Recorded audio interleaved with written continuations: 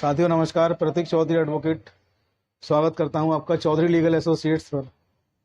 आज बहुत ही संवेदनशील मुद्दा हम लेकर के आए हैं और मुद्दा इतना संवेदनशील है।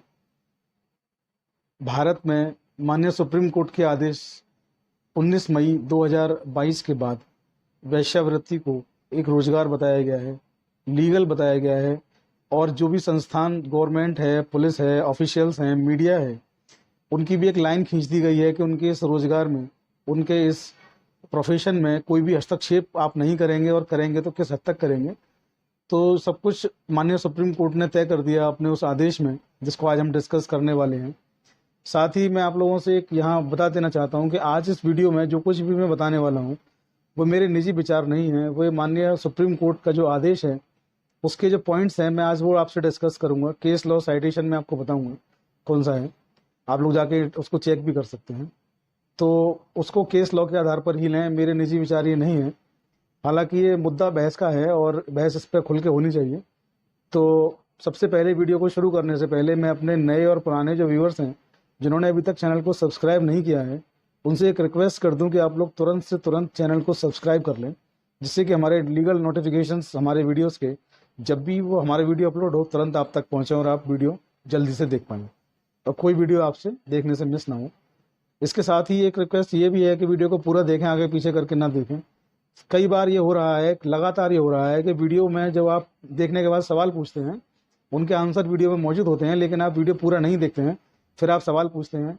तो ऐसा कोई भी सवाल, किसी भी सवाल का जवाब नहीं दिया जाएगा, मैं आपको बता दूं, जिसका कि आंसर वीडियो में मौजूद होगा और आपने वो सवाल पूछा होगा। ऐसा कोई सवाल का जवाब नहीं दिया जाएगा। केवल उन सवालों के जवाब दिए जाएंगे जिनकी वीडियो में उन बारे में नहीं बताया गया होगा। वीडियोस को मैक्सिमम शेयर करें, जिससे कि गरीब और वंचित तबका जो है, जहां तक वीडियो हमारे जाने चाहिए, आवाज़ हमारी पहुंचनी चाहिए, लोगों को मदद निःशुल्क मिलनी चाहिए, वहां तक भी पहुंच पाएँ, उनकी मदद हो पाए। तो आइए ज़्यादा देर ना करते हुए शुरू करते हैं आज का वीडियो। 19 मई 2022 भारत के इतिहास का वो दिन जब देश की सबसे बड़ी सर्वोच्च अदालत माननीय सुप्रीम कोर्ट की 3 जजेस की बेंच ने इस तारीख को एक आदेश जारी किया। और ये आदेश जो था वो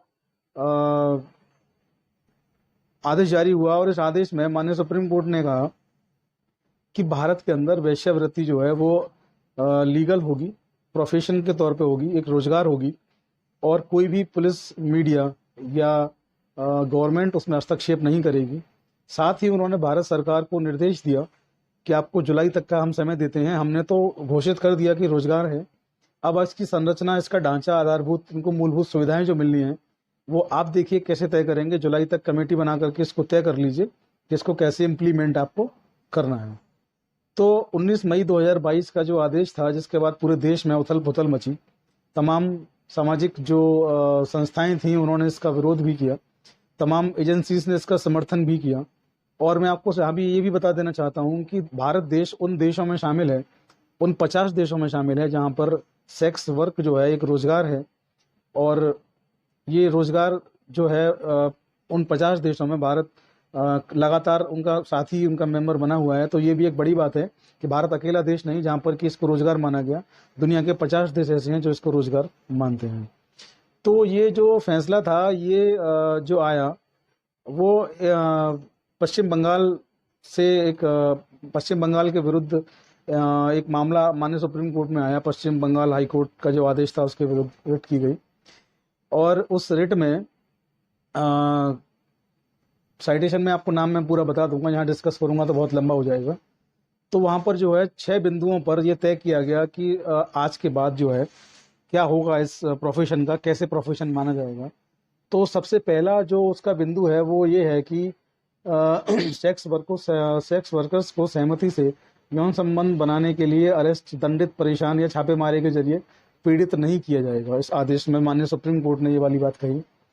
दूसरा नंबर उन्होंने कहा कि वेश्यालयों पर छापे के दौरान सेक्स वर्कर को अरेस्ट, परेशान नहीं करना चाहिए और जुर्माना नहीं लगाना चाहिए, क्योंकि स्वैच्छिक रूप से सेक्स वर्क अपराध नहीं है, केवल जो वेश्यालय हैं उनको चलाना गैरकानूनी है।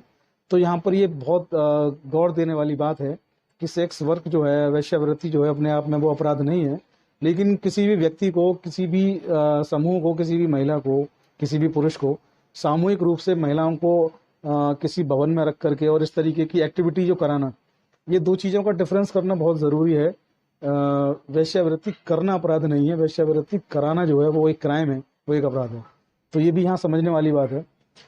तीसरा, उन्होंने कहा कि सेक्स वर्कर्स की उनके खिलाफ यौन उत्पीड़न की शिकायतों पर पुलिस को सेक्स वर्कर्स के साथ भेदभाव नहीं करना चाहिए।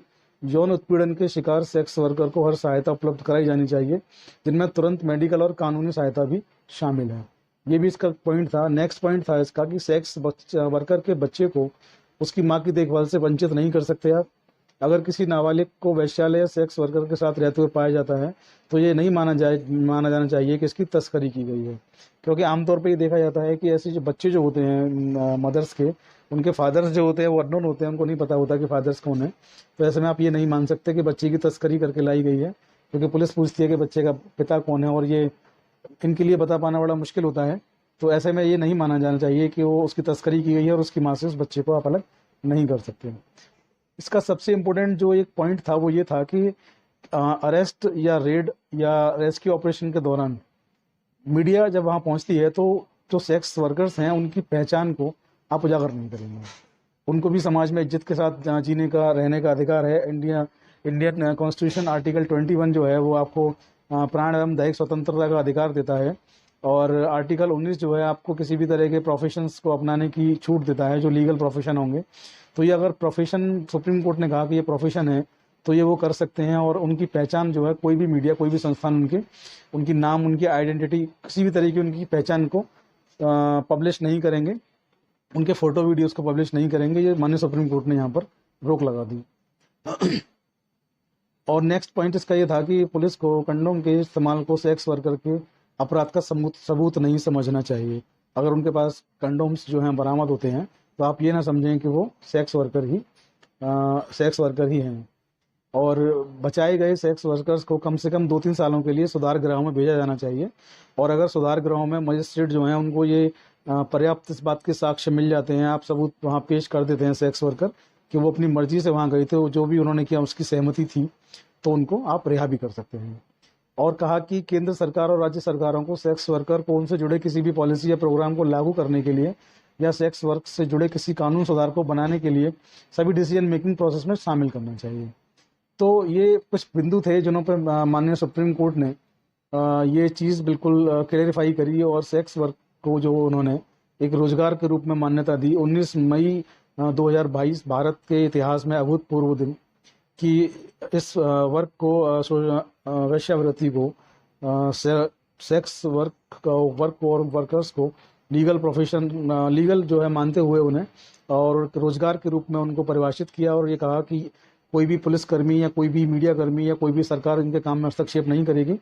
वे भी जो लोग किसी भी फील्ड में जो प्रोफेशनल हैं, किसी भी फील्ड में जैसे वे अपना काम करते हैं वैसे इनको काम करने दिया जाएगा। बस इस बात का ध्यान रखा जाए कि ये प्रोफेशन जो कर रहे हैं अपनी मर्जी से कर रहे हो और कोई इनसे जबरन ना करा रहा हो। अगर ये शिकायत करते हैं कि उनसे प्रोफेशन जबरन कराया जा रहा है तो उस मामले में संबंधित जो भी शिकायत जिसके खिलाफ भी हो उस पर कार्रवाई करनी चाहिए। अगर ये अपनी सहमति से, अपनी मर्जी से करते हैं तो इसमें कोई भी हस्तक्षेप किसी को नहीं करना चाहिए। तो आज के वीडियो में इतना ही। आशा करता हूँ कि जो बताया है वो समझ पाए होंगे।